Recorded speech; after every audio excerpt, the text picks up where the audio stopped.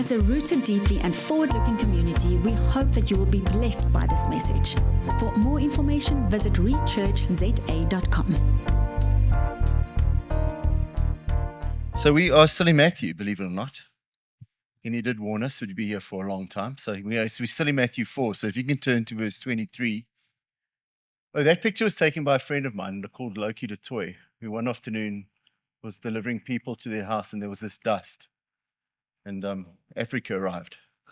And well, I quite like it. Okay. So I have a phone somewhere. You weren't meant to hear that, were you? Okay, Matthew 4. Can you opposite? Okay, so Jesus went all about Galilee, teaching in their synagogues, preaching the gospel of the kingdom, and all kinds of sick and healing all kinds of sickness and all kinds of disease among the people. So he did 4 things. We'll go to the next verse. No, go back. He went all about Galilee. He taught, he preached, and he healed all kinds of sicknesses and all kinds of disease. So he didn't just speak about the gospel of the kingdom or the kingdom being an alternative reality. He came along and said, okay, so this is the good news. Our God reigns. And because he reigns, all kinds of stuff doesn't have to be normal or what you perceive as normal. So this morning, my desire is it'll be a morning of permission, that you'll receive tons and tons of permission to do this stuff. Your excitement overwhelms me. But I don't mind because I'm doing it for you. Okay, so let's go again. So what did he do? He went around. So in our getting to know God, it says those that are led by the Spirit are like the wind. No one knows where it comes from or where it's going to. And so what I've discovered in my walk with God is that as you start seeking the kingdom, some parts of your world you work on intentionally keeping flexible because you don't know where the wind's going to go. You don't know where it's coming from or when it's going to blow or where it's going to blow to or where you're going to find yourself in Makwasi on a Thursday going, Here, help me. Because of a phone call on Monday that you're going, Jesus, guy can talk long. He's as bad as me. But suddenly you're there and you're going, okay, so what would you like to do? And what changes because I'm here? Because we are like him, are we not? As he is. Where? In this world. And what did he do? He came along and he changed stuff. He taught them, he brought a whole lot of their old teaching into perspective. So a bit further on in Matthew and John, I can't remember. It's in the crib notes, you can look it up. It says that as a teacher of the law, or someone that's been exposed to, let's call it Christianity nowadays for a long time, when he really comes into the kingdom, takes out of his treasury things old and new. So not everything that's been built into our lives actually is useless. In fact, a whole lot of it's good. But you've got to see it from a kingdom perspective of going, okay, who am I?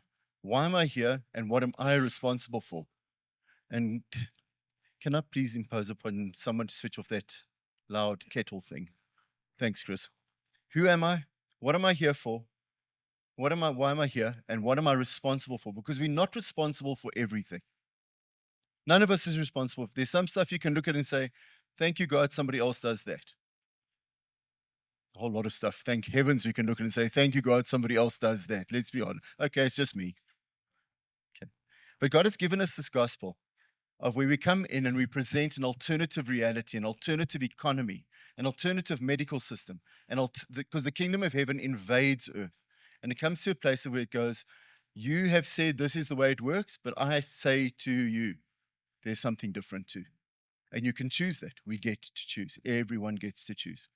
But what I've experienced in my life is that we often, okay, so there have been studies. A guy called George Land, or Lord, I can't read my own writing, did a study on children. And between the ages of 3 to 5, guess what percentage of children tested genius? 98%. So guess what? Even you, for some of us quite a while ago, we're genius. For some of us in that little room, we probably still are. But by the age of 10, guess what that percentage had dropped to? 30%. Okay, and what was fascinating is they didn't just measure IQ, because IQ is maths and English, to be honest. But they tested brilliance, talent, and curiosity. And often what life is designed to do, reality is designed to test faith or to challenge truth. So you come into this world and they say until about the age of 6, you can remember who you are out of heaven. You've got a very good cognitive thing, and children many times come up with strange things that we look and go, where does that come from? And we blame their mother because we're their dad. Or the other way around, maybe. Or their grandparents, or anybody convenient actually when they're slightly weird. But the truth is they're remembering, and they learned to unsee heaven because of education many times and the way we train them and the things that we say you can and can't and will and won't do. And instead of like going, okay, so who are you? What are you in this earth for? Why did you choose my family? What have I got that you need? That's rain. It's not a kettle. It's okay. I can live with rain. But the reality is, even when you look at children, when they go to school, they learn how to do things. So there was a story of this the teacher said, draw a flower. And he drew this like crazy looking flower and stuff like that. And she went to him and said, that's not right. A flower looks like a stick daisy. And by the end of the year, everybody's flower was a stick daisy. So what have you lost by learning to draw stick daisies in your life? Who have you unbecome to be able to just do that and go, it fits in this little box. I go to multiple places for permission to do what I know is my gifting into the world. Instead of going, how do I get equipped in this space to be brilliant me? This is the permission part you can buy into or not. Because it's like coming and saying, so as he is, so are we. What is he like?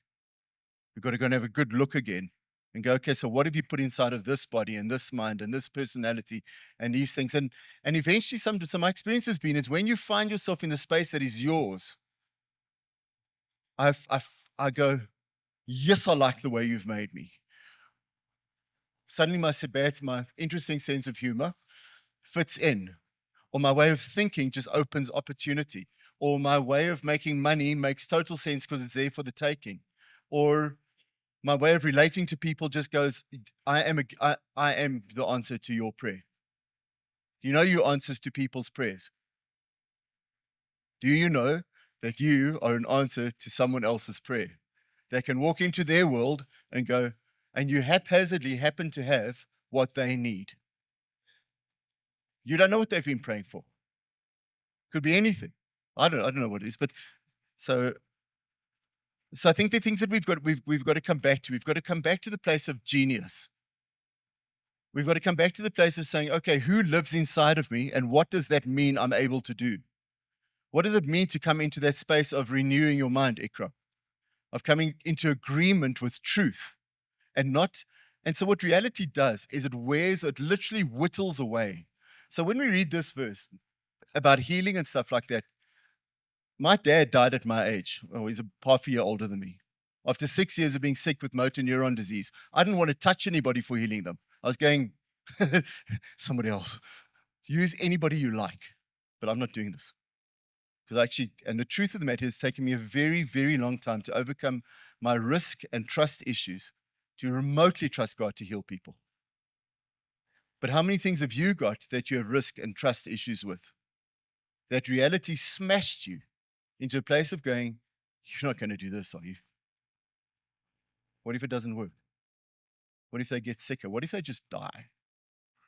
What if you look like an idiot?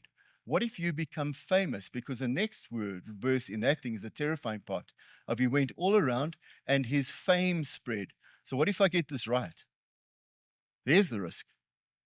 What if I get this right and my whole life is disrupted by the demand on it because I've got something that works? There's my big fear. What if I get it right? Who's going to demand what from me? Because I have selfish time and I like being at my house and I don't feel like seeing everybody and I hate people ringing the gate. And sorry, it's true. Like going, you're an interruption into my peaceful world. Go away. But what if that starts flowing through us in the place of where Jesus, in the way that he laid down his life, was going, it's okay, you can use me. What if we get it right? What if we get this kingdom thing right? And suddenly you have to find yourself in parliament 3 days a week because you've got answers. or you find yourself on a committee that you don't like the people, but you are the answer. Or you travel 4 times more than you ever wanted to, and you don't even like going to the cafe. Just a disruption, because the kingdom, whether we like it or not, is a massive disruption factor. First of all, in our own world, and then the worlds we live in, the people we touch. Okay. How many minutes have I got? 2. Awesome. I can finish in 2. So to get to that place where we are functional in going around, telling people about the gospel, and then bringing the action of the kingdom, often in the space of healing or of sickness and disease. And disease is basically a space where you've got used to having a lack of ease. It's a dis-ease. It's like it's a condition. You got used to your feet being irritated by cold floors or whatever. I don't know what your issues are. Don't tell me. There's not time. This is my 20 minutes. Sorry. Afterwards, you can have. No, I'm being naughty.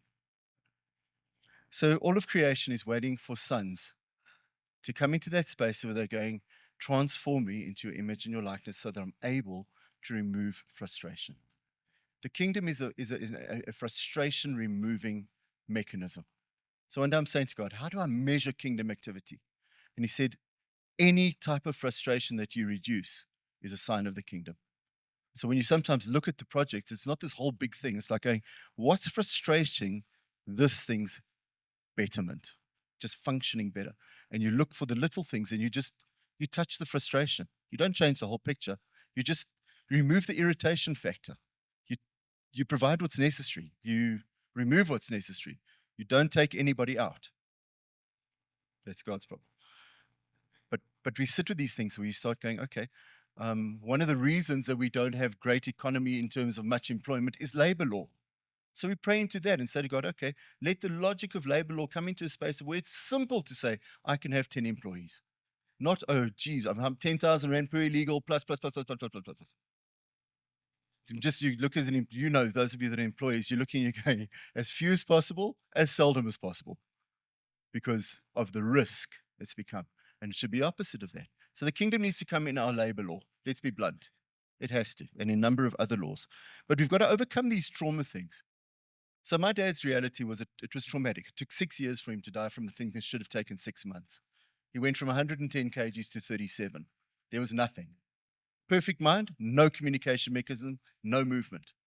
And you're going, and the truth is, I cut out 3 years before he died. They called us 3 times in 2 weeks for his funeral and never happened. And my heart cut off, if you want the truth. I wish it hadn't, but it did. I was just going, I can't do this every week. And it caused all kinds of realities around relationship. And the loser was me. Let's be blunt. So I've had to go to a space where I'm saying to God, I'm not the healer, but I am willing to risk. I'm willing to risk your reputation and your kindness. I'm willing to come into a space of where maybe I don't have much of a reputation, let's be blunt. And maybe, just maybe, if I can show kindness in this space and you don't do all kinds of stuff, that's enough. But that's been a horribly long process for me, if you want the truth. And I'm still not good at it. In fact, I still avoid it like the plague, given half a chance every week. But even when you get confronted by these things of going, so do you want that? Do you want that trauma to be your permission giver? And it can be financial, it can be whatever you like. It can be marriage, it can be relationship, it can be a kid that drove you nuts. It can be whatever your disqualification factor is in your own head. But those are the things where realities come and they're going, is it true that he's good? Is it true that he keeps his word? Is it true that you like him? Is it true that he wants heaven on earth? Is it true? Is it true? Is it true? Is it true? Is it true?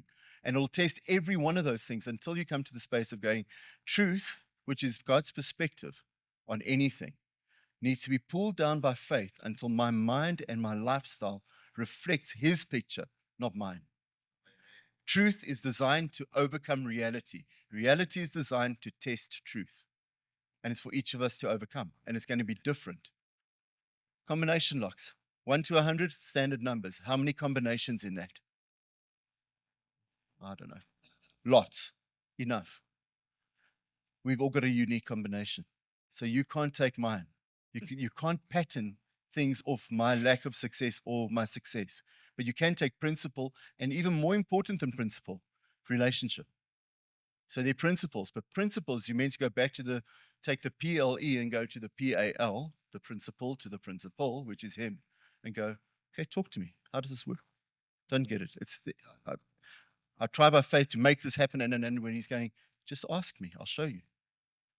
So the key to all of these things is actually going back to the place and saying, so this is eternal life, colon, which if I recall anything out of English, colon means here comes the definition, boys. This is eternal life, that you might know him. And that's what it's all about. Is taking these principles, taking the things we battle with, taking the realities of the world, taking the things that work and don't work, and going back to him saying, I want your input. What do you want to say to me about this? How does this work? And you irritate Dad until he talks to you. Just like your kids did. And you love them for it. I know you did some days. But he always loves us. But he wants to answer us. He wants to give us information. He wants us to know him. I've still got 10 minutes. 10 minutes. I'm finished. I'm serious, I'm finished. He wants us to know him. Thanks for the warning, Craig. It means nothing. I've got 10 whole minutes left. Yes, what am I going to say? Nothing. He wants us to know him. He's not embarrassed by anything about you. He's not embarrassed. Your failure is often your doorway to knowing him. Your failure, the places we despise and dislike our weakness and hate the way we responded and hate what's become because of our choices or other people's choices that we live with the consequence of, is often the doorway to accessing deeper relationship. Because you have the opportunity to be honest and say, I don't get it. I had realities in my life where for 5 years I'd go back to God and go, I don't get this. I still don't get it. I don't want to get it, actually, if you want the truth. I don't understand. And I irritated him for a long, long time. And it had to do with intention. I was involved in a business that went very, very south and hurt a lot of people. And the one day I went back to him and I knew what my intent was. I knew why I wanted to have that money. It wasn't just Michael wants to be a rich man and have 7 whatevers. A lot of it was for other people, and I can prove it by structures that we were putting together. But the one day I went back to him and I said, I don't understand. And he says, I want you to see something. He says, can you see why I judge the intentions of people's hearts and not just the outcome? Because look how much can go wrong without you doing much wrong. I'm going, and what it liberated me was from a 5-year process of saying, how do I ever trust my heart or my intentions again? Ever. Because it's too painful. It's just like, it's not worth it. But that statement set me free because he's going, I gave you a new heart. Trust it. When you hear my voice in your heart, you can trust me, even if things go wrong. It's how you respond to the voice in the first place. And it's something that I realized that we as communities can learn, is look for people's intention. What would have happened if they got everything that was in their heart right instead of wrong? What would the outcome have been? We've all had that. We planned something brilliant, and it turns out 1,000% opposite. Just not allowed to use that word in church, Michael. It's a mess. But the intention's not wrong. We need to go back to God and say, okay, this was my intent, judge it. Tell me what you think about it. And often the answer will be well done. And it's like saying, okay, so how do we get better outcomes?